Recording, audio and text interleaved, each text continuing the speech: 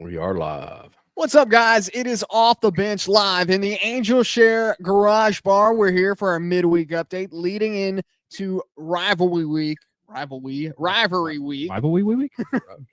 it is one heck of a week, guys. We have a phenomenal set of games we're going to get into here tonight a little bit, and even more expanded into on Saturday for our kickoff show. Of course, live at Field Day this weekend, where we're going to have a good week, and I think we're going to be taken care of very much so this weekend. I'm excited about that. I'm not going to lie. We're just not even just being at Field Day, but Kelsey, at the same time. For people that don't know what Field Day is, what is Field Day? Field Day is a local sports bar entertainment phenomenon, right? You walk in there, okay, you're going to have your wall. They're going to ask you what you want to play, or if you're going to go up to the bar and have a couple drinks.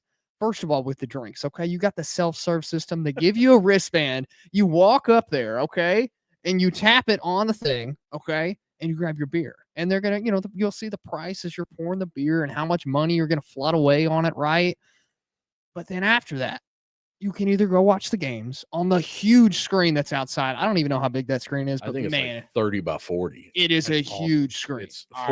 Rich, you've been in there, right? I have not. This will be my first time ever in there. I think it's at night when you walk there. We walked in there to watch a Kentucky basketball game, and you get this feeling like you're in the stadium. Like, oh, that's awesome. To watch a football game on there. That's kind of the feeling. You know how you get when you first walk in to Bryant Denny? Yeah. It's like, and then you walk in, you see this screen. They have two of them. Yeah. One is like right in front of you, and the other one's on a stage off to your right. Same size screen. And that's just your outdoor activities. They have kids' activities off to the side while you're watching the ball game. You can sit there and watch your kid at the same time watch the ball game. I know that's a huge plus to have one eye on the game and one eye on your kid because it's all right there for you. But once you go back inside, they have axe throwing. They have miniature golf. They have golf you can play on the big screen. All right, what's that called again? Like the drive, the drive stuff, like the golden tee. Yeah, the golden tee. You can do stuff like that. There is an abundance of stuff to do in this place, guys. You will not be able to be in there while we're in there because we have special access. So that'll be Saturday morning on the radio show, 9 to 11. 9 to 11 live on here on YouTube. We'll also be on the radio side, iHeartRadio, all that good stuff. But right after it, of course, you're welcome to go in there, watch the games. We'll hang out with you for a little bit, and it's going to be a fun time. Meet us there. It's going to be so fun. It's going to be a phenomenal time. Back to Rivalry Week. Also, the games are just in abundance this week. We're going to go deep into them. But the other news tonight, Alex Gullish is in the SEC officially. I think that contract is official by now. He's going to Arkansas. Man, the old ball coach, I'm going to wreck my motorcycle and come back and coach and get a chance. I guess he didn't get the fair chance he thought he was going to get. I think he got a fair chance. He just didn't perform. And that's just how it's going to go in the SEC. You don't perform, you're out. I think that's the new SEC. Well, I think the fair tell of that was I remember watching the Arkansas Notre Dame game this year going, man, let's see what they do against this SEC team. And it was like, are you serious? Arkansas looked terrible. Bad showing, right? Yeah. Alex Gullish over there to Arkansas. I think it's a great move for the Razorbacks. I see a bright future there. He's a phenomenal offensive coach. I really want to see the coaching hires that he is going to have. What do you consider a bright future at Arkansas? A bright future at Arkansas would be a playoff berth. 6-5. There's zero chance Arkansas makes a playoff in the next decade. I disagree. Not with Gullish at the helm. Unless they expand the playoff to 130-ish teams. We're going to talk about tonight as well. We're talking about the playoff extension. I don't see deadline has been passed, so they're going to take a little bit longer to talk about this extension for the playoffs. But you're talking about having to be one of the top 5 or 6 teams in the SEC to have a shot. Yeah, but at the same time, you don't have to make the SEC championship. I agree. Anymore, right? I wholeheartedly agree. Arkansas doesn't have to have that in their future. Gullish doesn't need that. What he needs is a playoff berth. Okay. Be one of the top 12 teams in the country, or it could be 16 soon. It could be 24 soon. We're going to have my opinion on that later. 74. Yes. Guys, we did have some issues tonight going on to the show and actually, pulling everything up. We terrible technical issues to start the show. Don't know what happened. Kind of just had to push through it. But we're back on track tonight, and we're going to have a good night. I think we're going to go all the way up to 9:30. It's going to be a little late tonight. Just announced that to Richie. Hope he's good with you. I mean, tomorrow's Turkey Day. I'm off, so I'm here. That's Let's go. right. We got Turkey Let's Day, talk. guys, and we're gonna have just a fun time tonight. I think we're gonna push the conversation to Saturday as well, all connected one through. But the football that's happening right now and the news that is breaking all around the country. First off, right, the rivalry week games. Oh man, I can't say it right. Yeah, I got messed up. Rivalry week rivalry week games that we're going to see this week.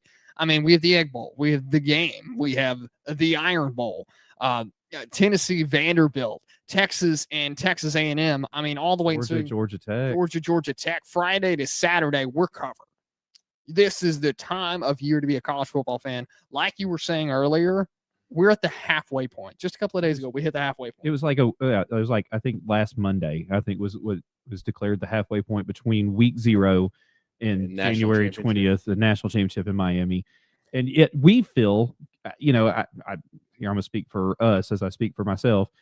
Historically, you think, oh, rivalry week, SEC championship, national championship. We're 3 games away from this whole thing being over, and we're really not even close. 5 games from this being over, but those last 3 are spread out by stretch 10, 12, 14 days. And we never traded the quality for the quantity.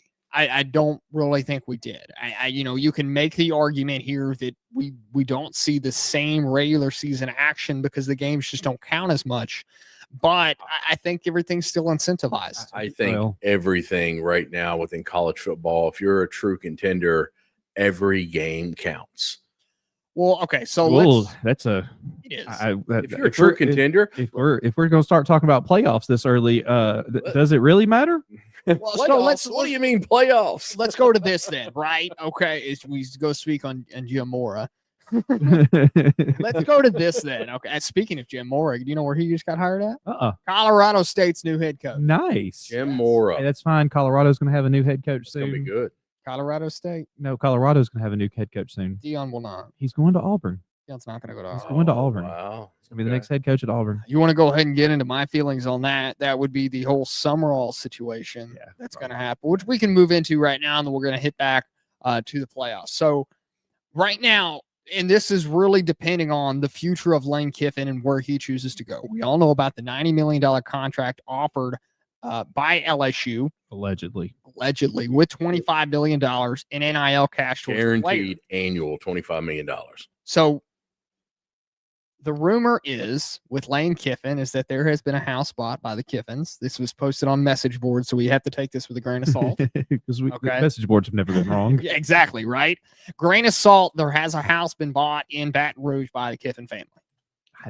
I don't get it. I So don't know why you would do it. If this is becoming a thing and we're looking toward the future of Lane Kiffin being the next head coach of LSU, where does John Summerall fit in this? Because Summerall, from Tulane, right? Huntsville, Alabama native, where does he go? Because he seems like the next group of 6 coach to make that big jump.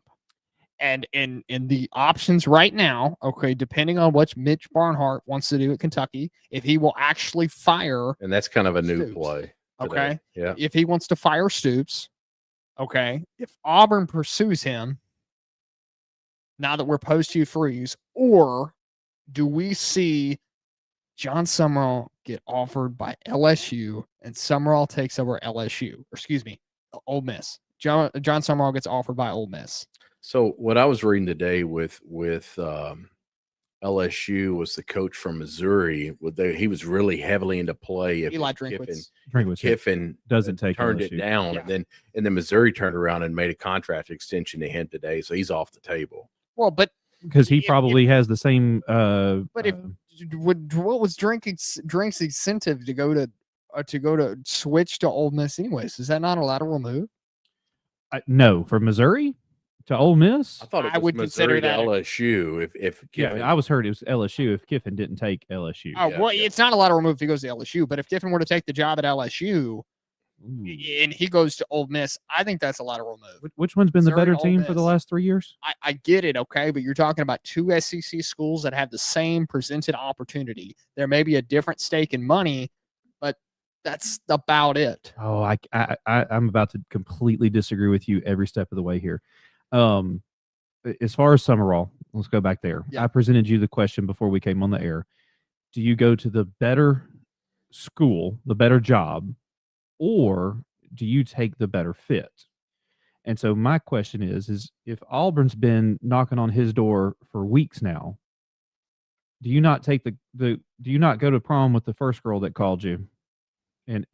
Or do you hold out in hopes that the prettier girl calls you and wants to go to prom with you? This is all going to be decided by Lane Kiffin. Lane Kiffin's going to set the precedent, okay? Lane Kiffin, okay, he is going to set the precedent of what kind of job, what the coaches are wanting to do right now, okay? Do the coaches sit there and say, okay, I'm going to go take the best fit? Where's Lane's best fit right now? Ole Miss. Ole Miss is his best fit. Yeah. Or do you go chase the money and chase the dreams and chase everything LSU has to offer? Because guess what? 3 out of the last 4 head coaches at LSU have won a national championship.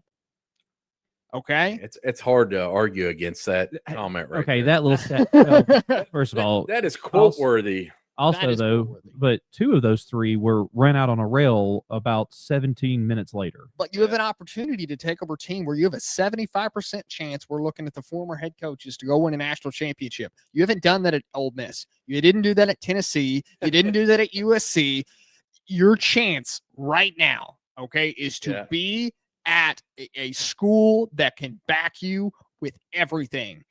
I don't care if the last 2 head coaches were ran out of town. You heard my comments the Saturday show around Lane Kiffin, and you just stole my line there. What did he do at Tennessee? Did he win a championship? Any championship? Yeah. Just name one. No. USC, did he win a championship? Nope. Has he won one at Ole Miss?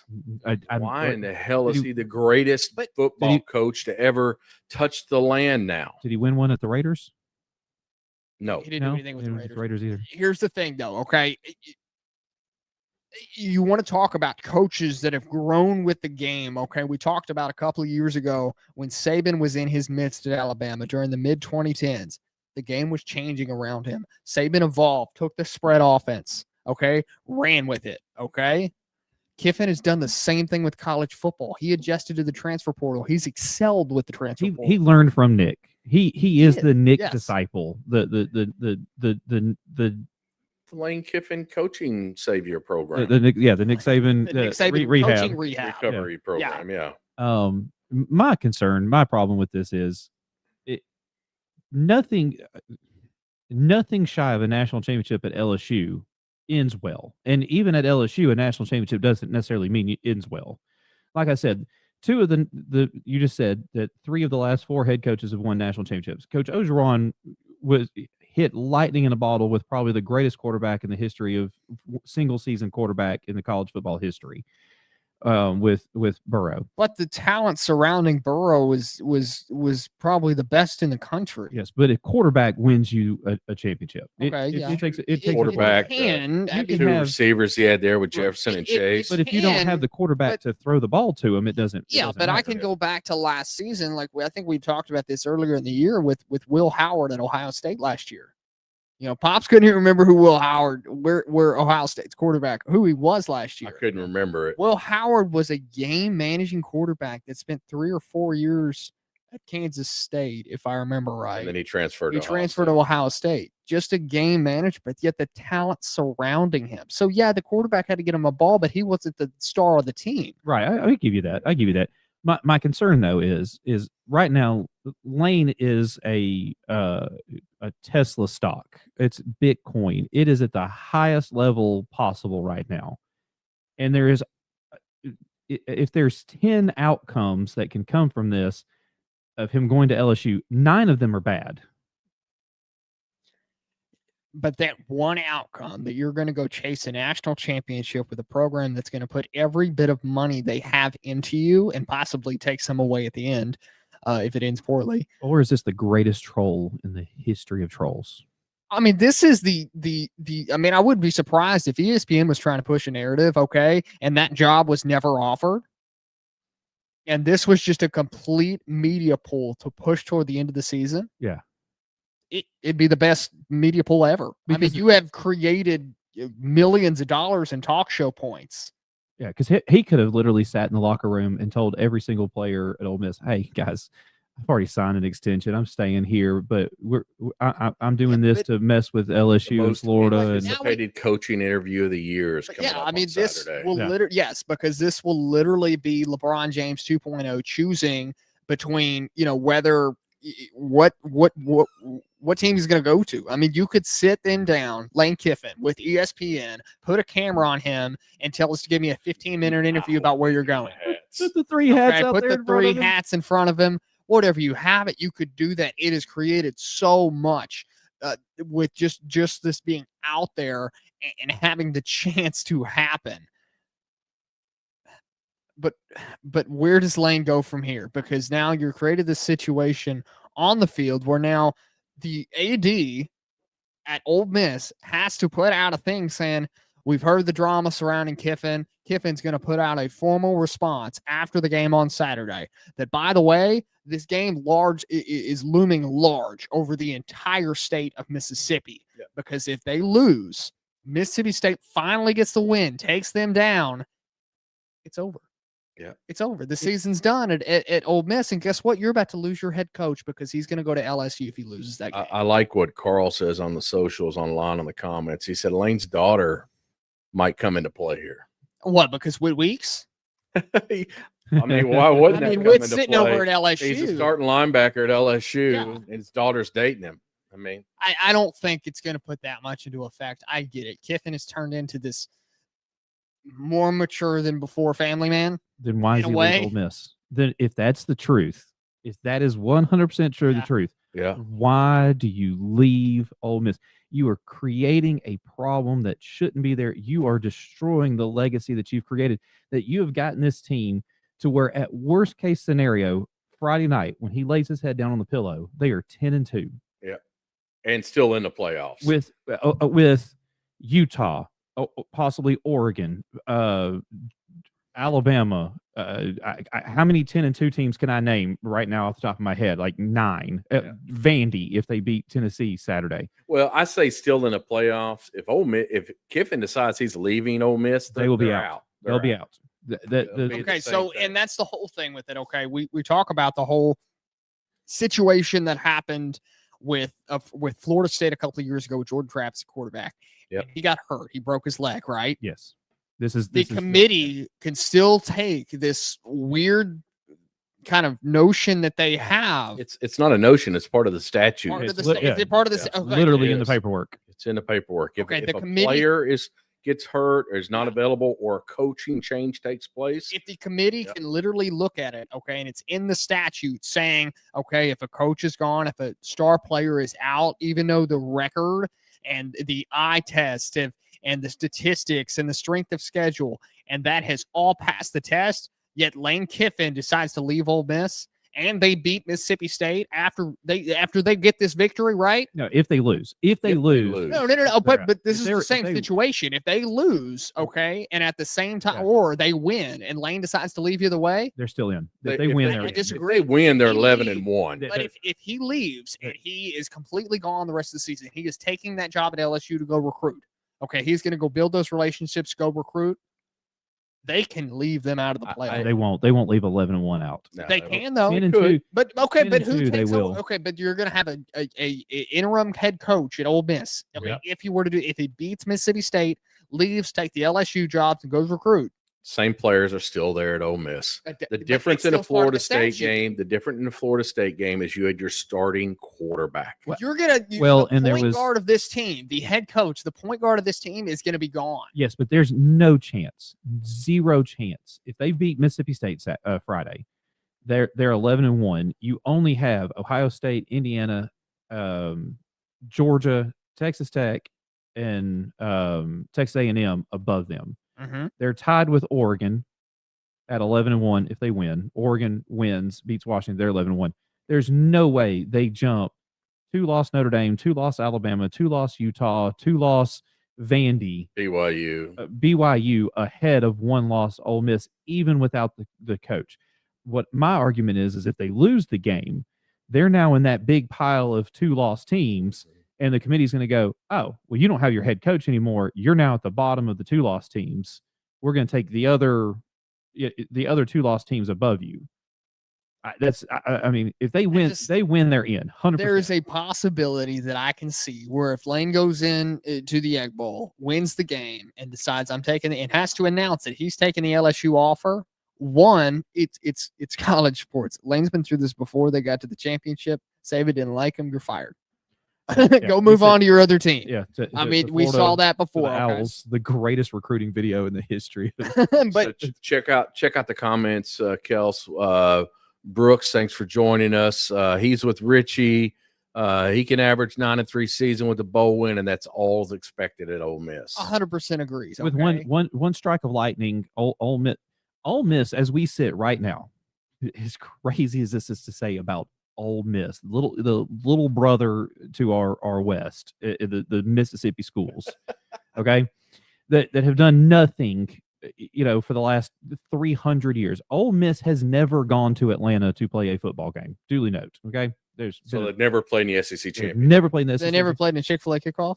They may have done that, or the Pop-Tart Bowl. The Pop-Tart Bowl, or whatever. Atlanta. Okay, I think that's in Pop-Tart Charlotte. Bowl, Chick-fil-A kickoff. Yeah. So, true story. I went to an Egg Bowl one year wearing my Alabama jersey. There was one Ole Miss fan in my section. He starts yelling at me and chirping. I'm just chirping. I just looked at him. I said, "Do you know how to get to Atlanta? Because I know how to get to Atlanta." And he just sat down and watched the rest of the Egg Bowl. 50-yard line for $50. Great seats for that game. But anyway, if that happens, if what you're saying happens, heaven forbid that happens. But if it does, it will absolutely destroy college football. And I'm going to tell you why. There is already a murmur campaign lurking around the edges about if Alabama beats Auburn Saturday, they're in the SEC championship game. Yeah. Yes. If Texas beats Texas A&M, it's against Georgia. If Texas A&M wins, it's against Texas A&M. If either one of those teams were to beat Alabama, Alabama's now 10-3. They're going to be the only team 10-3 in the country. You leave out the team that got awarded an extra game from the playoff. There's going to be rioting in the SEC head office in Birmingham. Paul Feinbaum may do like a 72-hour live stream marathon. It'll be a whole thing. But if they leave out 11-1 Ole Miss because Lane Kiffin had to make the decision when he was leaving because of those crazy calendar and schedule that college football has created for itself, they will blow this up. And I don't know if it'll be next season or when we go to 16 teams or 32 teams or 130 teams, whatever, it is. They're going to push the season to start August 1st. You're going to get the first 4 weeks, which, if anything, we're going to find out whether or not those 4 weeks even matter. We'll come back to that in a second when we start talking about the playoffs. They're going to move everything up. The national championship game is going to be New Year's Day, live on ABC from the granddaddy of them all, or wherever it is they're going to put it. And that way you can change the transfer. You can change signing day back to February. You move the transfer portal back to April, and none of this would have ever happened. The college football has created this problem, the Lane Kiffin problem. And you could have a situation where you're talking about he beats Mississippi State, announces he's going to LSU, and they leave out 11-1 SEC team because the coach isn't there. Oh, it'll get ugly. Just slap in the face of the players. It completely changes the team, in my opinion. Completely to an unend. So I do want to go back to a point here with what Richie said, right? Because you laid out a lot of stuff there, okay? Sorry. A lot. You laid out a lot. I think you went for like 4.5 minutes to be exact. Okay, but the main point I want to hit on, and then we can move on here for a minute. When you go and say, when you want to say they're going to leave out an Ole Miss, okay, if that were to happen, right, you wouldn't have as far as a barn burner as what I thought you were going to lead into, and that's if whoever's Alabama wins against Auburn in the Iron Bowl this weekend, okay, and then you move on to the SEC championship, either Georgia or Texas A&M, doesn't matter, okay. Alabama loses that game and gets put out of the playoffs for the second year in a row. But the argument you can make this year is you're looking at a team that just got awarded another game. Mm-hmm. How do you penalize a team that gets awarded an extra game to play? They get that reward for playing how they did during the season. Oh, I can tell you And how then they the do committee is going to sit there and say, you're out. You're not in the playoff because you lost your championship game. By the way, you're in probably the top. You're in the You're in the top two conferences, or one of the two top conferences in the country. Are we talking about the same 12 guys that literally I heard one of them say that they needed to look at common opponents between Notre Dame and Miami? Because last time I looked at the schedule, they played each other. Notre Dame and Miami have a common opponent themselves. Yeah. And Miami beat Notre Dame.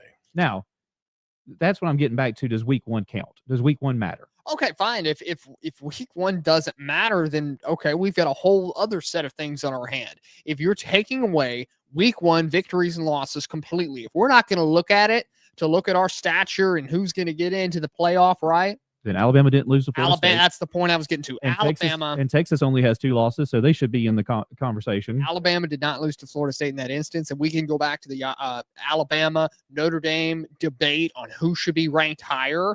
Okay, because you want to forget about their week one, then we're going to forget about our week one. Absolutely. And the committee literally talked about who their losses were to. Yeah.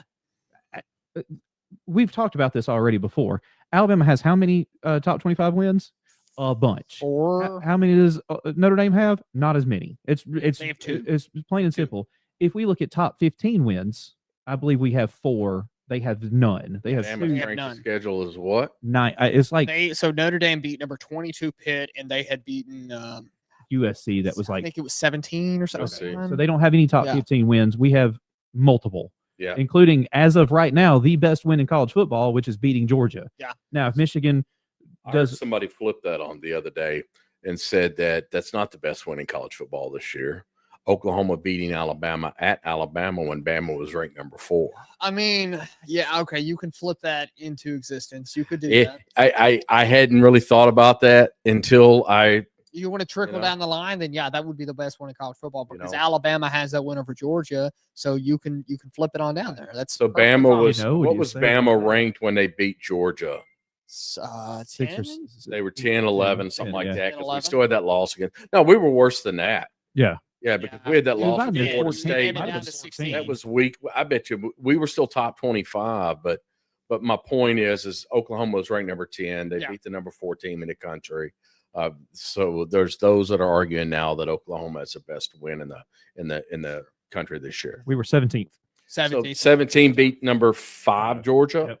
Yeah, I mean it's a equal. I mean, I think people are just kind of numb to when Alabama and Georgia play now, and they kind of forget it and they just take it for granted. I think it's the best game of the year outright. The worst thing that can possibly happen to an Alabama fan is for Texas to finally figure out that they can play football for 4 quarters and beat Texas A&M, because I do not. I had a conversation today. My boss is actually a big Ohio State guy, and we were talking about, it's like, who have y'all played? And he goes, I can't argue with you. We've played nobody. And a lot of fans are very conscious about that. So who has Ohio State played? Who do they play week 1? Let's go back to week 1. It would be Texas. Carl online says Ohio State over Texas, number 1. Yeah. It was 14-7. It was wasn't that the number 1 and 2 team in the country? 1 and 3 or 1 and 2, depending on which poll you looked at. It was like an opening, which was a great football game. It was a terrible game. It was a terrible game. If you're an offensive lover, I mean, it's a terrible game. But if you love defense, that was a hell of a game. It was sloppy. But we digress on that. But so I was talking to him about it, and I said, I don't care who you are. No one wants to play Georgia right now. No, I would want to again. If we cleared everything that is, and you actually took a snapshot of the teams as they sit on the field, Georgia Friday, Ohio State Saturday. Georgia is the best team on the field right now, in my opinion. I think if Texas beats Texas A&M Friday, excuse me, I keep thinking Friday, it's Alabama Georgia for the rematch. No chance on God's green earth I want to play Georgia a second time. It is hard enough to beat a good team once. It is almost impossible to beat a great team twice.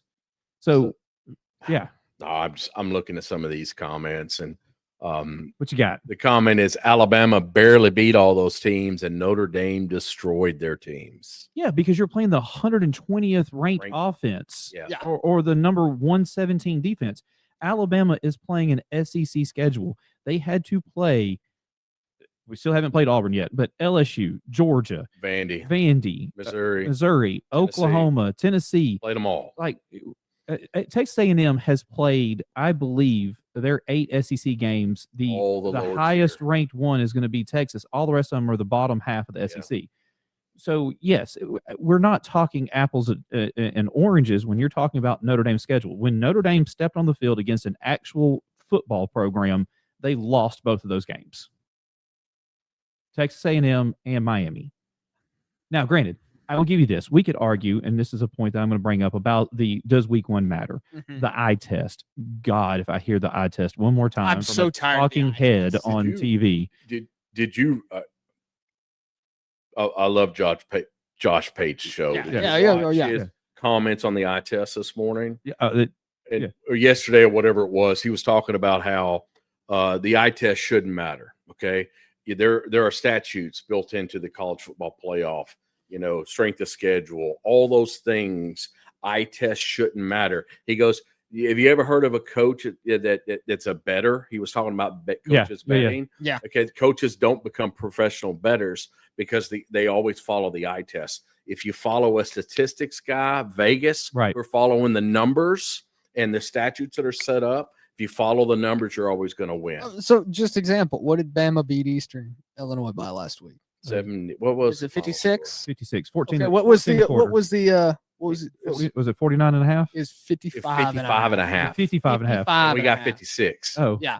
So somebody in Vegas knew something. Somebody in Vegas knew something. And so, I get lost on the standpoint with the eye test too. I don't think it makes any sense. Dad's right. You have the statutes put in place of what follow the statutes of what needs to go on, and how you're supposed to rank these teams and follow the criteria that you put in place. There's been too many times where a team gets put out because of the eye test. And but we go look back at statistics, strength of schedule. The fans have a better understanding of it than the committee sometimes. So 2 points with the playing a game that could really end up mattering. If Michigan was to pull off the upset Saturday, it's going to screw up the whole thing. Oklahoma beat Michigan. Yeah. Okay. Is Oklahoma not jump up in which they should? I don't think you'll go that far. Then you don't jump up too terribly far. But to go back what to this happens with Michigan. Michigan's in. But Michigan would be point. in. And, okay. My point was it's going to screw up the whole thing if Michigan beats Ohio State. One, it screws up the Big Ten championship, which Ohio State didn't need to win last year. They didn't need the game to win last year. They would need, right? if it would come down to Oregon, Washington late Saturday night. If Oregon wins, they would play Indiana. If they lost, Michigan would go to the Big Ten championship. Okay, the narrative that I want to bring back right here.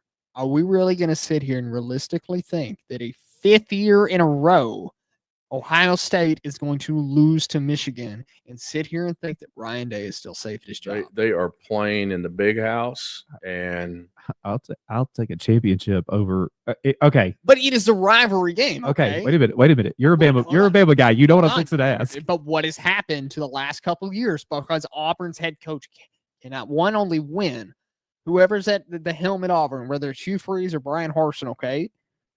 They couldn't win that game. They couldn't win the rest of the games, but they couldn't win that game. How many games have the Iron Bowl have they lost in a row? Oh yeah, enough, yeah. Right? Okay, but they didn't go on to win a championship. My question to you is, as an Alabama fan, you can win. You can lose the Iron Bowl next season, but you're going to win the championship. What are you taking? I mean, obviously, yes. I'm taking the national championship. I don't care what you say about Ryan Day. He's a phenomenal head coach. He could not even show up Saturday in Michigan and win the national championship, and the crowd will hate him for 6 weeks. Do you realize? And on January 20th, they will erect another statue of him. Ryan Day would immediately have a spark under. I'm not saying he'd be on the hot seat. He would have a spark under his seat if he lost the 5th game in a row for 6 weeks. Do we not remember how close Ryan Day was to being fired at Ohio State? He was one play away. It was one play away. Okay, one play, and I don't think the national championship they pulled that game out of their ass. Okay, the national championship does not fix that.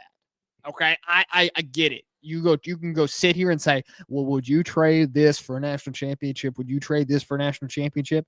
As a fan, yes. But this is probably the most anticipated and most heavily fought about rivalry game in the country. That's why it's just called the game. Okay?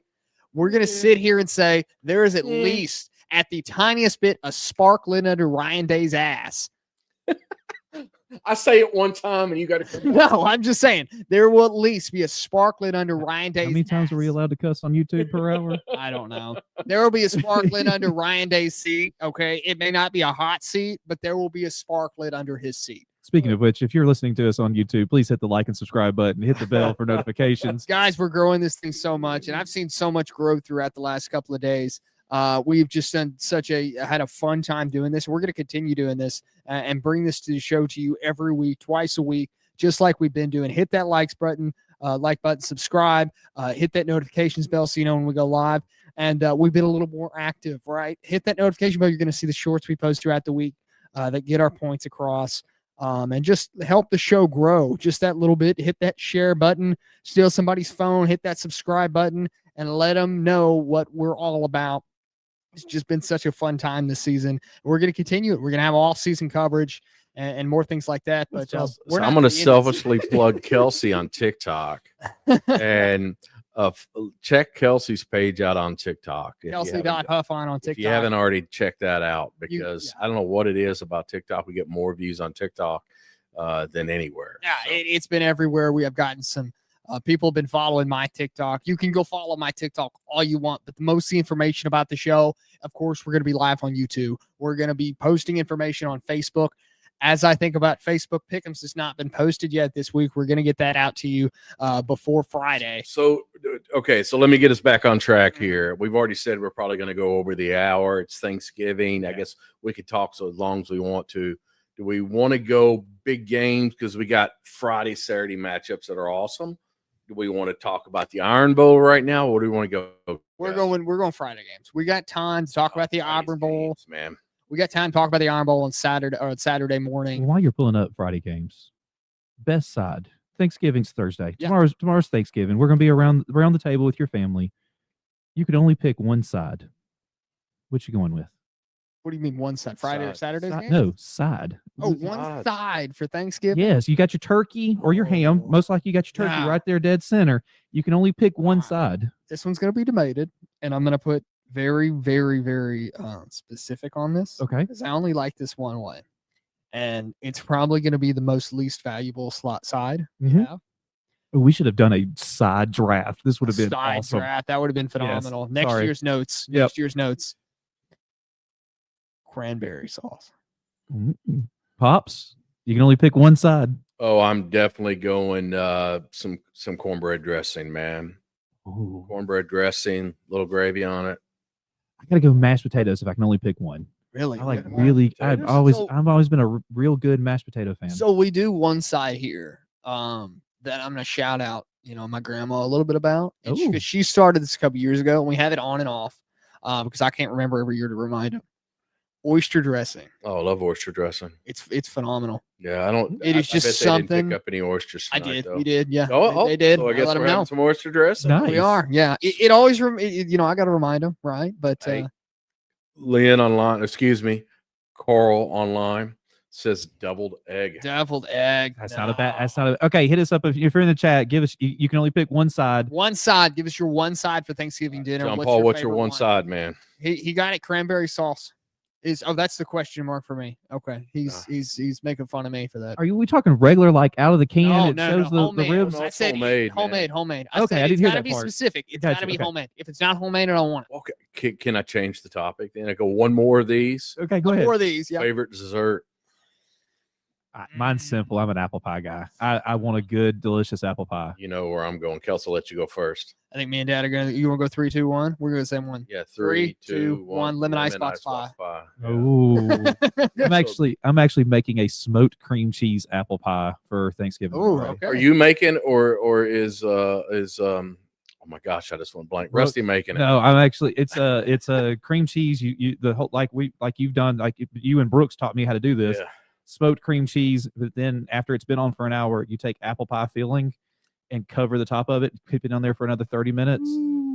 Yes, sir. We got a I'm excited. pecan pie from John Paul. John Paul. Is that his side or his dessert? Or dessert would be Dessert. pecan pie. I mean, Carl you can have went- it. I mean, I on guess side. that could be a side. It could be. Shoot, I don't know. I've had sweet potatoes that like when you do like a sweet potatoes with the pecans and sugar Ooh. as a side, Mhm. it might as well be a dessert. It could be, yes. I'm All right, sorry. do I All need right. to just, did We just need to get back to on track? Yeah, let's get All back on the show, you guys. Of course, Thanksgiving coming up tomorrow. It's just fun time of the year. Holidays are definitely officially here at this point. I know we started off the season Yeah, week saying zero it was is- holiday season. I guess this would, if you're not me, this would be officially be holiday season. I mean, we're just 2 days out of putting up the Christmas tree. I've already got mine up. I haven't lot lit of it. It's not lit. A lot of It's people up. do. It's not lit All right. yet. Let's go back to the games. I'm gonna get you guys back on track. Get us back on the bench. Friday's games. All right, Let's of go course, Ole the Egg Miss. Bowl, old Egg Bowl we kind of talked about already. Yeah. Kind of the implications that follow in this game. I think this game comes down to one sole person and one sole person only.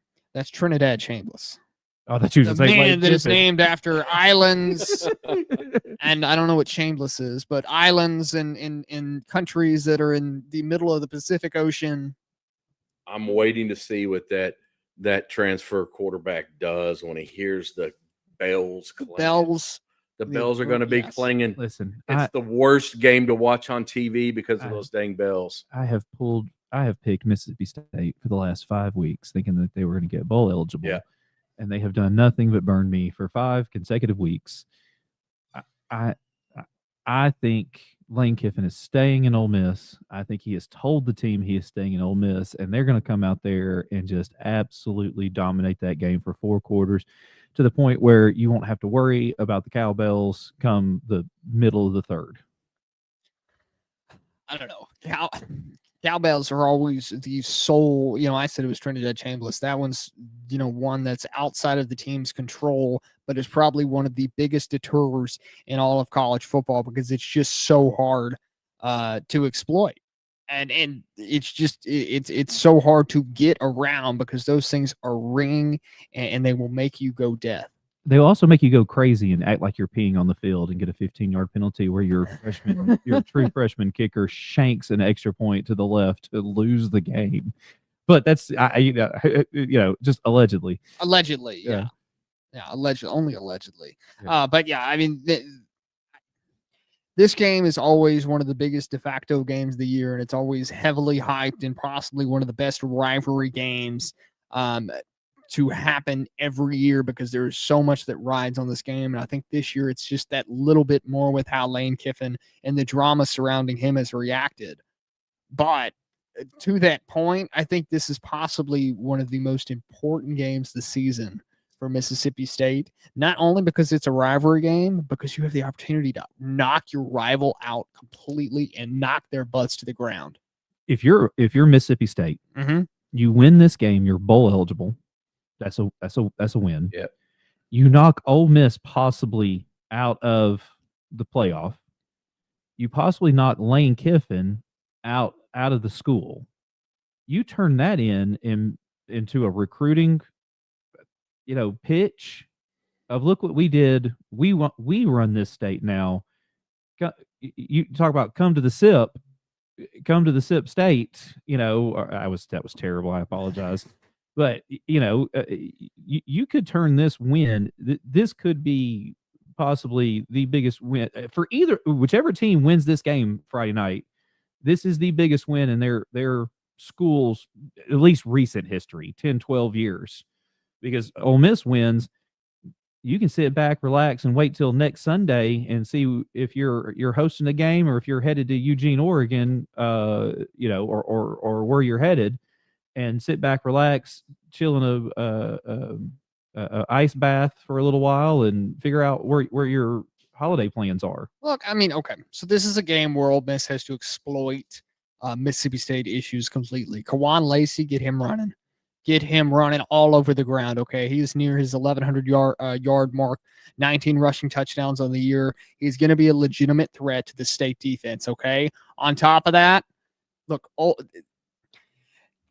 Ole Miss gets stingy at times on defense, okay? But to the same point, you have to go after Mississippi State on offense. put that pass pressure or pass protection on notice and keep them consistently under pressure. You do that, I think it's a fair way to win this game, and I think it's probably the best way to go after a Mississippi State team. You have to exploit that weakness. They're not going to figure out at this point in the season. Okay, their protection on the O-line hasn't been great this year. Ole Miss needs to go completely after them with those 5 stars that they're about to lose to LSU. I tell you, when I think about the Mississippi State Bulldogs, I think about that great running back by the name of Fluff Bothwell. I forgot about Fluff. I think it's one of the best names in college football. All name team right there, baby. Oh, yeah. I'm only joking about that. I have no idea who that running back is, but when I did my search, that's what the name that came up. But they used to have a kid on their team that was to run you the ball, to run you. And we used to say to throw him the ball, to run you the ball, to score the touchdown. He was actually a heck of a wide receiver for a couple of years. I think Mississippi State's ready for baseball season, and I think this is this could get out of hand and ugly quickly because I think he's staying in Oxford. Right, so before we switch games for the Friday games, let me give a couple shout outs for everybody that's been online tonight. Brooks, John Paul, Carl, Sean. Sean's a good old friend of mine, dates back to high school. He's now my chiropractor. That's a lot of work. Yeah, it is. It is. We played high school basketball together. Yeah, so that's why he's your chiropractor now. Yeah, I guess that's it. But just cool. Thanks, guys, for who's joined us online and made comments tonight.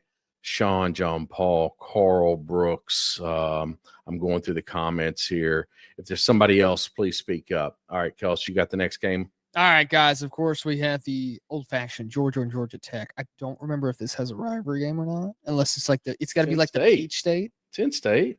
I mean, it's got to have a name, right? It's got to have a name. I don't know. I could not remember if this game actually had a rivalry to it or not. I mean, okay, old-fashioned hate. It's old-fashioned. Old-fashioned hate, 1893. Yeah, old-fashioned hate? Yes. Old-fashioned hate. Good old-fashioned. What's the trophy look like? An old-fashioned, like a bourbon old-fashioned? Clean old-fashioned hate. Clean old-fashioned hate. All right, okay. Measured back in a while. Okay, so this game, pretty simple, right? Struggling ACC team, Georgia Tech.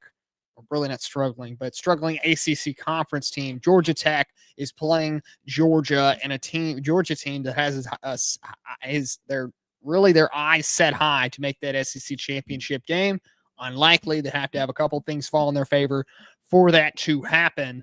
But I think this one's really in a really big way favoring Georgia. The odds right now have them at between 85 and 87% and taking a heavy battle to Georgia Tech as they're really looking to just pound the ball against them, which seems like is just completely out-muscle Georgia Tech. And I think that's really the game plan that Georgia's going to go with, is to just completely flex that muscle and keep flexing it until that clock hits 0. What time does this game kick off? Not aware. This is a 2:30 game. This game's over before 3 o'clock. By the way, it's called the Governor's Cup. It's goofy as all get out looking. It's just a regular trophy looking thing with a guy on the top of it. It looks like he's asking questions. Yeah. Like he's like doing this number right here. It's a goofy looking trophy. I mean, but you say it's over about 3 o'clock. I mean, what if? I'm sorry. It might be over before the first commercial break. Oh, I don't think that. Notre Dame scored 21 points on. I don't think that's possible. They have to take a commercial after the touchdown. Yeah, well, after the first touchdown. Notre Dame scored 21 points before their offense got on the field Saturday. Georgia may do the same thing Saturday against Georgia Tech. I don't think. I'm sorry. I don't think the ACC is that good. I just don't. Haynes King. I mean, he's been a Heisman Trophy guy all year long. And he's had 2 bad games, and he's not in a race anymore. Does he show up? He's not a 5th round draft pick. Hey, I mean, I can think of a damn good 6th round draft pick. I mean, guys, we're talking about a game that went to. Okay, let's remember this. Okay, last year, how many overtimes did they go to? Was it like 17, 19, 1,000? 8 overtimes. I think they. Georgia Tech. Yeah, it was 8 overtimes. It was crazy. And they won that. Georgia won that game. Georgia won that game at the end. Okay, we're talking about a game that is going to have very high emotional status. Okay, if Georgia comes into this locked in, they take it. I don't think Georgia Tech can really break that kind of mindset of Georgia's walking into the stadium completely locked in. But if they don't, and Tech taps into their emotion, plays a little loose, Much like last year, things could get messy for Georgia. I think there's definitely ways for it to happen. This game is going to be a complete firework game. There's going to be some explosive plays all over the board. Tech is going to take chances with their nothing to lose attitude, and that's how the whole game is going to go. If Georgia doesn't come into the stadium locked in a mindset, Georgia Tech's going to take it to the wire. You know what I hate for Georgia Tech in this game? While this is considered a home game for them, they're not actually playing at home. Right. They're playing in Mercedes-Benz Stadium, where that's Georgia's second. Plays there. Georgia Part 2. It could It's be their second stadium. Also Tuscaloosa Part 2. But Yeah.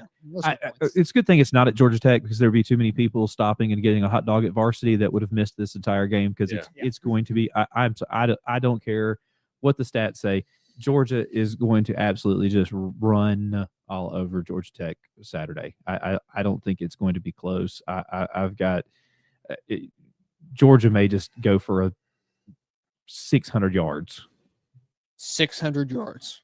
550. Okay, you talked me into it. So you're completely tapping out on Tech in this one. Absolutely. Completely done with them. Yeah, absolutely. So let's do some guesses. They may hold Georgia Tech to under 200 yards. They may double. Here's my official guess. Georgia doubles Georgia Tech's yardage. I don't think that happens. I don't know. I don't think so. They've got too high-powered of an offense for Tech. They've got a good team. Okay, it's just they haven't really played a lot of people because the ACC struggled this year. So do they have a good team, or have they played in a subpar conference? I mean, you can spin it that way, yes, but you have a guy that's a Heisman Trophy candidate. You could say the same thing about Fernando Mendoza and Julian Sain. Except for I've watched Mendoza actually sling a football over the field and take his team with he's had his Heisman moment. He has. By the way, duly note, since I called that Heisman moment, no one else has even said anything about the Heisman Trophy since that catch. It was yes, it's like everybody was like, "Oh, yep, it's his." Ty Simpson is officially out of the Heisman race in terms of betting markets, by the way. I think Julian Sain's out. Julian Sain's a great quarterback. Mm-hmm. I think that Mendoza moment, but like you even said, they shouldn't have been in that position, but he got himself out of it, and that was the moment. I think Ty Simpson's out. Marcel Reed has entered the chat for the Heisman. So let's do some quick comparison on. Let's follow the numbers here. So I'm going to say the stat line. You tell me which quarterback it is. 25-16. Who is that? Is that Stockton or is that King? Stockton. All right. Nope, it is King. King's got more yards passing than Stockton does. 19 touchdowns. Is that Stockton or is that King? That's King. No, that's Stockton. Oh, okay. 4 interceptions. That's Stockton. That's both of them. Okay, I was going to say right. Stockton's willing to sling it a little bit. Yeah. I like to follow the numbers here. Leading rushing leaders, 883 yards. Is that the Georgia's running back, or is that a Georgia Tech player? How many? 883 yards. That's probably Georgia Tech, because I figured Georgia's probably spread it out more. So Frazier, the running back for Georgia, has 701 yards rushing for the year. He's their leading rusher. The leading rusher for Georgia Tech is King with 883 yards. So you're talking about dual threat quarterback. It's probably going to pass for 3,000 yards and 1,000 yards rushing before the season's over. He needs how many more yards of rushing? He needs 117 yards rushing to get 1,000. So when he has -8 Saturday, I'll buy you a beer, Richard. if he goes plus 50, you owe me one. Okay. If he goes negative, whatever, I owe you one. Okay. That sounds like a all right. Moving on to the last game we're going to talk about tonight. Yeah. We're running last game tonight for the end of the night. Oh, last game for Friday. Besides, there is another game on Friday that's worth watching, and that is Arizona and Arizona State facing off Friday night, 8 p.m. kick in Tempe. But we'll talk about the aftermath of the game on Saturday, like we will with a lot of these Friday night games on Saturday morning. Texas A&M and Texas face off, and probably a game that is really going to decide not only the SEC, but implications for the playoff as well, like a lot of these games too. But this one, I think, has a heavy hit on top of it. This is crazy. Texas A&M opened at -2.5. It's currently at -1.5. with an over-under of 53, and the Football Power Index has Texas at 51.5% chance to win. So I'm going to ask the big question here. This game's at home for Texas, right? Yep. Mm-hmm. Undefeated. Texas A&M comes in Mhm. there. Texas beats them. Mm-hmm. Okay. Is that the biggest win of the year, and do they vault themselves into the playoff? No. Yeah, No. possibly. No, and How no. A&M is situated right now, possibly. They're undefeated. So if A&M loses that game, that means Bama plays Georgia in the SEC Yes. championship. So let's go back to something we talked about with the playoffs real Yeah. quick when we're talking about this game. You talked about the criteria that the committee has. From my understanding, what we deem as one of the most important pieces of criteria, the strength of schedule, does not even enter the chat until all of the games are played. So even the games that happen Friday and Saturday, when we get the next poll next Tuesday, from my understanding, the strength of schedule is still not discussed at that time. It is not until after the championship games, which, I mean, they'll talk about it during that week, but if that's true, and the committee is really not going to take into account strength of schedule until the complete rankings are final and we're going in on selection Sunday. Yeah. If that's the only time that strength of schedule is ever going to get talked about, we're looking at a complete and dramatic shift on that Sunday morning when we wake up and discover what the playoff rankings are. Which it should be, because, I mean, at that point, because right now, Ohio State, we can look at their strength of record, but they haven't played Indiana yet. You can talk about Texas A&M's strength of schedule, but they haven't played Texas yet. They haven't played Alabama yet. They haven't played, whoever. Georgia hasn't played Georgia Tech and then Alabama again or whatever. You haven't had that 13th point. So your strength of schedule is really not created yet until you've got all the points. So I can see both sides of it, that we technically don't talk about it, but I'm sure it gets, hey, but have you seen who they played? Like we do, but it's not supposed to really take account until they have all the data points. And I think once it's said and done, assuming nothing crazy happens over this weekend, which we both know something crazy is going to happen. I hope it does. See, but okay, my point about this whole thing is, if we're going to look at that dramatic of a shift on that Sunday morning when we wake up for Selection Sunday, if it's that dramatic of a shift, okay, you're going to have a lot of disgruntled fans, okay? And that comes to the point of you could be looking at this throughout the season, how strength of schedule is going to regulate. You have the statistics for that. That is there for the committee to look at, okay? You don't have to do this on Selection Sunday. I just don't buy how this is, that we're going to have to accept this dramatic shift when you're already going to have this preconceived notion that we've already looked at, that you've already ranked teams. Okay, so if you have ranked a team, example, Ohio State, Indiana, way too high throughout the season, okay, and then we're going to look on Selection Sunday, and then you put the strength of schedule into action, okay, and then we're looking at a point, they already ranked them at 1. We just can't knock them down to 12 because their strength of schedule when we have already put them in throughout the season at 1. But it's the same thing with the AP. So I'll play devil's advocate on the other side of the bracket. Alabama, let's say Alabama beats Auburn Saturday, and Texas A&M beats Texas Friday. Yeah. So Texas A&M's number 3 going into Atlanta. Alabama's going to be most likely 9 or 10 unless something drastically crazy happens in the middle there. So if you haven't talked about strength of schedule yet, and they play each other, and Alabama was let's call it number 9, Alabama was to beat number 3 Texas A&M. Are you telling me the SEC championship doesn't get a bye? So do you jump Alabama from 9 to 4, and what do you use as your argument of how they jumped Texas Tech, who wins their conference, Georgia, who was sitting at 4 but sitting at home with just 1 loss, this is going to come back to the whole point is, why do we even play the conference championship game? Okay, because if you're going to look at that dramatic of a jump, if like you were saying, if Alabama had won that game, if they were to win the SEC championship, okay, and you're looking to jump other teams like Georgia, okay, obviously if they beat A&M, well, Alabama would likely have to be ranked ahead of A&M. Correct. Against strength of schedule no, because A&M's only got 1 loss. Alabama has 2, as we've seen. Okay. Fair enough. Okay, but if you wanted to factor in strength of schedule and statistics and ignore the freaking eye test, okay, if you want to ignore the freaking eye test, okay, if you want to factor all that in and jump Alabama, I just don't know how you would see an Alabama team that's ranked where they are right now jump all the way into the top 4, skip past people that didn't play in the conference championship game and the team you beat in the conference championship game. I think we're looking at too dramatic of a shift on that Selection Sunday, and you're going to have fans screaming across the country, all across the country, okay? And then, barring to some pre-built-in belief, there's still going to be the arguers of, oh, if we would have just expanded to 16, we wouldn't have this problem, okay, with the teams left out on Selection Sunday. You're going to have that issue if teams are at 16, because 17, 18, and 19 are going to want their argument when, to begin with, they shouldn't have even been competing for a national championship.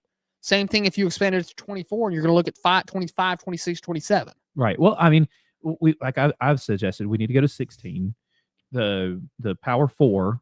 So my perfect world, Alabama. Let's say Alabama beats Auburn, A&M beats Texas. So Alabama and Texas A&M are number 1, number 2. They're in.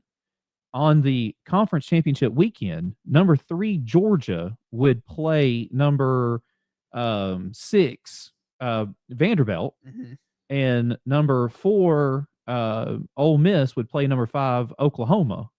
The winner of those 2 games is the 3rd and 4th SEC team guaranteed, because the SEC would be guaranteed 4 spots in the 16-team playoff. That would be your 1 and 2 are automatically in, and the winner of 3 versus 6 and 4 versus 5 are automatically in. So let me bring some stats back into the conversation and spend a lot of time talking about strength of schedule. And I'm purely going off ESPN analytics right now. Okay. I'm going to throw a number at you, and you got to tell me what team it is. Okay, this should be fun. All right.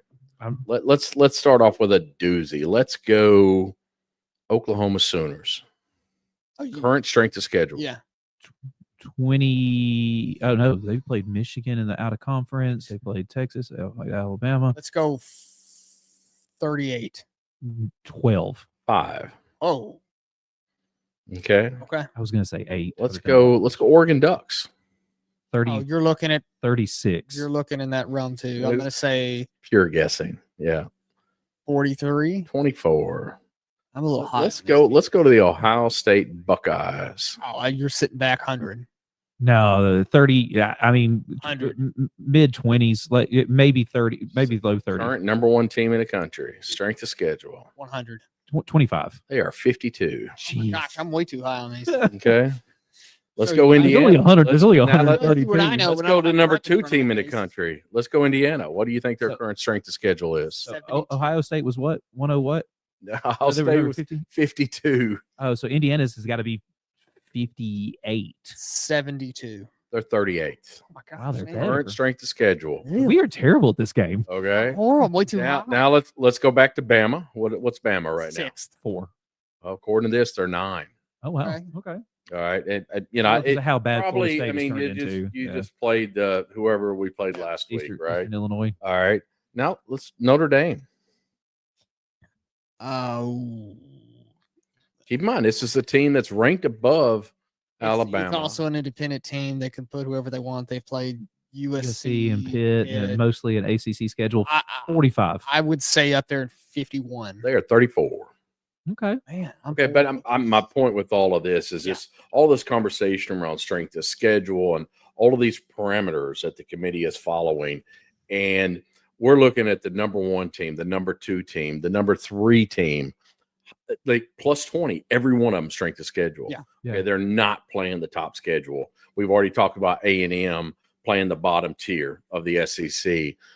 Indiana and Ohio State are both definitely playing the bottom tier of the Big Ten. Well, the entire Big Ten outside of those 2 teams in Oregon are the bottom tier. Like the fact that A&M has played the bottom tier of the SEC and their strength of schedule is still higher than both Ohio State and Indiana's should tell you something. I'll do one more for you here. And we've spent a lot of time talking about this team tonight. Okay. Ole Miss, where are they? 28. 15. Kelsey's close. They're 33. Oh, wow. And this is current Finally strength guessed of below. schedule. Finally guessed below. You took your number at half. This is, I this did, is yeah. all of these things that make up, that feed into the power football. What about Miami's? Hold on. I got to get back to it now. Sorry. I just switched. when it's all said and done, heaven forbid we actually played on a football field. Miami. What do you think it is?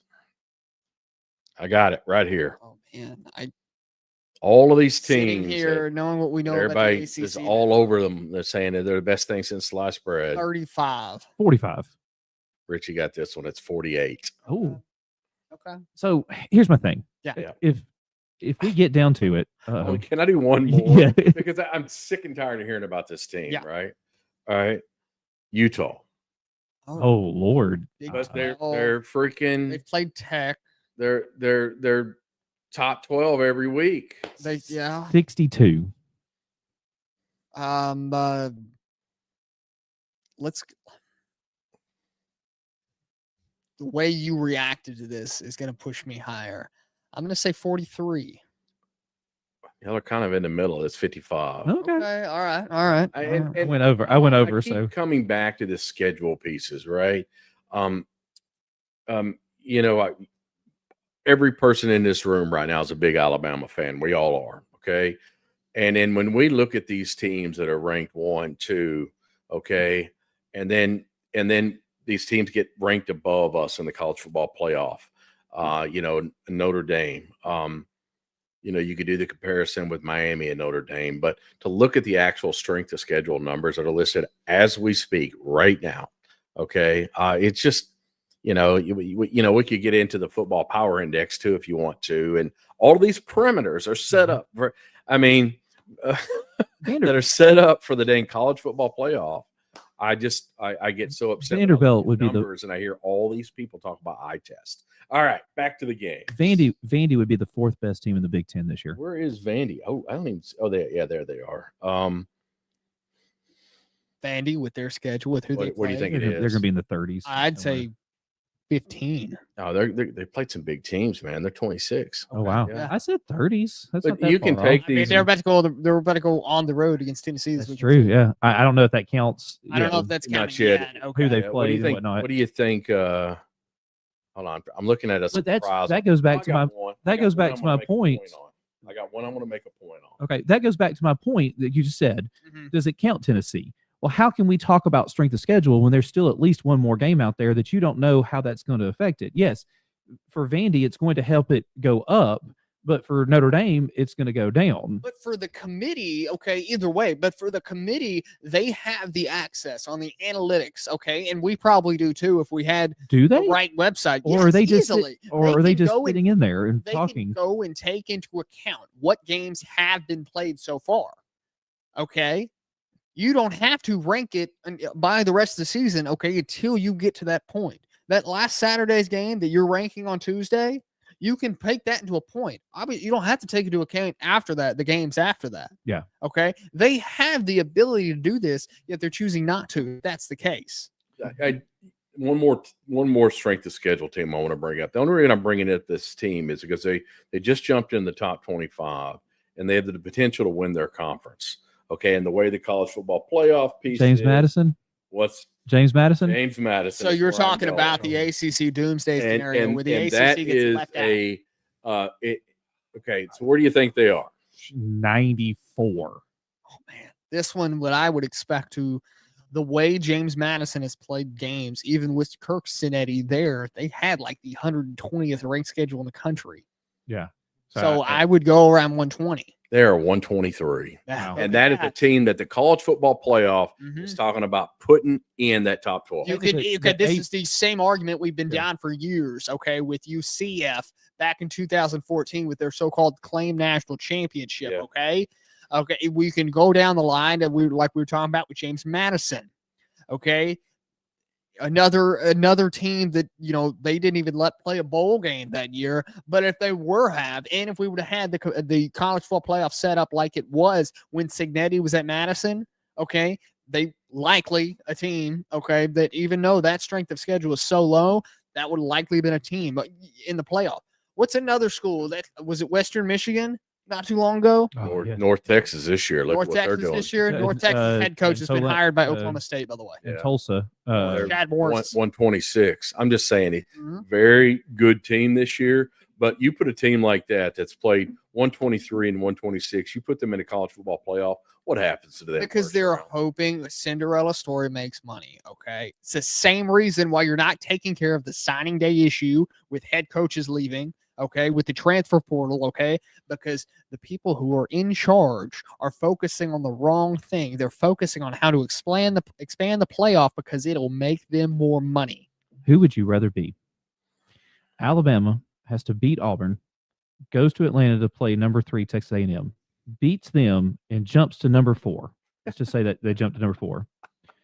Or Georgia, who gets to sit at home next week with their feet propped up, and then welcome 130th ranked James Madison to the Hedges in Athens. No, Yeah, I get it. that I could understand the legitimately whole happen. argument with it. Okay, that could happen 100%. You could see a blowout of a game between Georgia and James Madison. Okay, with James Madison coming out on, and I'm joking, with Georgia, of course, winning that game, right? Okay, I get that whole argument, okay? But you almost, if the committee ranks the teams how they should be ranked, you have a complete security blanket if you're playing in your conference championship. Okay, well, the top 4 conference championships, whoever that's going to be, Whatever SEC, the Big highest Ten ranked would be the team on guaranteed. that fifth So, conference. As of right now, Yeah. the guaranteed conference that are going to be in the playoff, okay, that would be the Big Ten, that'd be the SEC, and that'd be the Big 12. Correct. Okay. Currently, that would be the top 3 teams in the top 3 protected games that would be in the playoff. Okay. No consideration for the Sun Belt? No, I'm playing. the top. Okay, so probably I'm 5 of those teams. Okay, the five of those 6 teams that are in those conference games are likely going to be in the playoff. Okay. you're saying the loser of BYU, Texas Tech, not. There's no guarantee if that losers, unless it's Texas Tech, then yes, there's a guarantee. Texas Tech. I don't know if it's even a guarantee. I don't think it's a guarantee. I think you have one of the best defenses in the country. Not only that, they have a defender that could win that is in the Heisman race. Yeah, I'm just saying I don't think it's a guarantee if BYU beats them on a neutral site. Okay, maybe not a guarantee. Okay, but you're having this security blanket almost put under you if you play in your conference championship. So I get the whole thing about you could sit home, prop your feet up on the couch, watch some film. I get it. It's not worth it. all right. Saturday ball games. Let's get Saturday morning ball games. I think we should probably talk about those on Saturday morning. Wait, we are way over time. When we do another YouTube channel and our regular scheduled radio program, We've kind of talked about the Ohio State Michigan game. That's the first game. I think it's an 11 o'clock kickoff. Yeah. it's big noon kickoff, baby. Yeah. Noon kickoff Saturday morning. Nothing says let's put our biggest game on at 11 a.m. Central. And on Saturday morning, of course, we'll be back live with you here on YouTube as well as the radio, 7:30 a.m., 103.9 FM, Jocks Huntsville, here locally in North Alabama. You can catch us as well on iHeartRadio, wherever you're at 7:30 a.m., 103.9 FM, Jocks Huntsville. Live at Field Day Saturday morning. Richie got my point before I got there. Live at Field Day Saturday morning. You can come see us at 11 o'clock when Field Day does open. You can come meet us and hang out with us for a little bit, talk some ball with us, and watch and enjoy some rivalry game happening this weekend. It's going to be a phenomenal time, and we're just going to have the best of times there. I'm just hoping Field Day brings us some appetizers, Rich. I wouldn't push anything. I've heard the fried pickles are pretty good. Looking forward to doing the show there Saturday morning. We are very much looking forward to. And I'm proud of you. It took you an hour and 15 minutes. You finally said Rivalry Week correctly. Rival. That's one of those words you can't say, Kel. Rivalry Week. Rivalry Week. I don't know if I've ever. In that Rivalry Week, we're getting ready for it. Anyways, guys, we have gone way over time on the show here tonight. We're an hour and 13 minutes into this. So let's just talk Bama and Auburn. Okay, that's the primetime game. We can save that Saturday night. I'm willing to save that for Saturday because we're going to fire some folks up Saturday. Okay, all right. That's now if you want to talk about Alabama, can we talk about the little bit of basketball? Team looked decent, looked real good last night against UNLV. They got another one tonight, 10:59 p.m. First tip. Didn't they out in lose Vegas? So I haven't been paying attention to. They did. They lost to Purdue, Yeah. and then they lost to somebody. There was another really good team that they lost. They've lost like 2 of the top 5 teams in the country or Did something. they beat St. John's? They did beat St. John's in Madison Square Garden, by the way, in the Garden. Well, baby. Patino was hot on that one. Yeah. Patino loses a game in the Garden. Yeah, that doesn't happen very often. No. But I'm excited. We've got I think as much as the NIL has tormented college football, what it has done for college basketball is just insanely awesome. It has caused these guys, these young men, instead of going off to the G League and never being heard of again, instead of trying to be a second-round draft pick, which in the NBA is a great way to end up in the G League. See Bronny James example number one. And it's caused some of these guys, instead of being one and dones, to hang around, to stick around, to transfer, to get some of these big names schools, and it has really caused college basketball to really step up, and it is amazing to see. Carl, hit us up on YouTube. Let's bring back the computer, bringing it back to the old BCS era days. I actually don't hate the idea. I would love to see. I don't hate the idea. I think it could be, in a way, an AI. There's a lot of people be hating on Bama even more right now if they brought back the computers. I wish I could see what the computers would look like right now. I think the BCS, I read it earlier this week. I think the BCS actually had us ranked lower at 10. We are at 10. Or no, they had it ranked low. I think we were one spot lower. We were at 11. Oh. I think that's how it was. There was something I was just looking at, and it's because of Bama's wins this year, they're number one, All right, guys, we're sitting here at 9:45, still live on the air, still talking ball. But I think we're going to save the rest of it for Saturday morning when we go live from Field Day, 9 to 11 a.m. here in North Alabama. It's going to be a fun time. It's going to be a great time. We will not be in the Angel Show Garage Bar. We will be live on location at Field Day, enjoying Come see us. All the amenities that they have to offer. Huge TV screens out there. Of course, appetizers, food, drinks. They have the self-service kegs on the wall. Walk up there, get your drink, and you can even track the price of how much your drink is. Go play some. You can play darts there. You can play. You can axe throw. You can play some mini golf. Oh, I'm taking Golden Tee is over there. There's so many fun things to do over there at Field Day. And we're going to see you guys on Saturday morning here at Off the Bench. We want to wish you guys all a happy Thanksgiving and hope you have a great Black Friday as well as Saturday games. Like and subscribe. Guys, like, subscribe, hit that notification bell so you know when we go live. This is it for us tonight. We will see you guys Saturday morning at 9 a.m.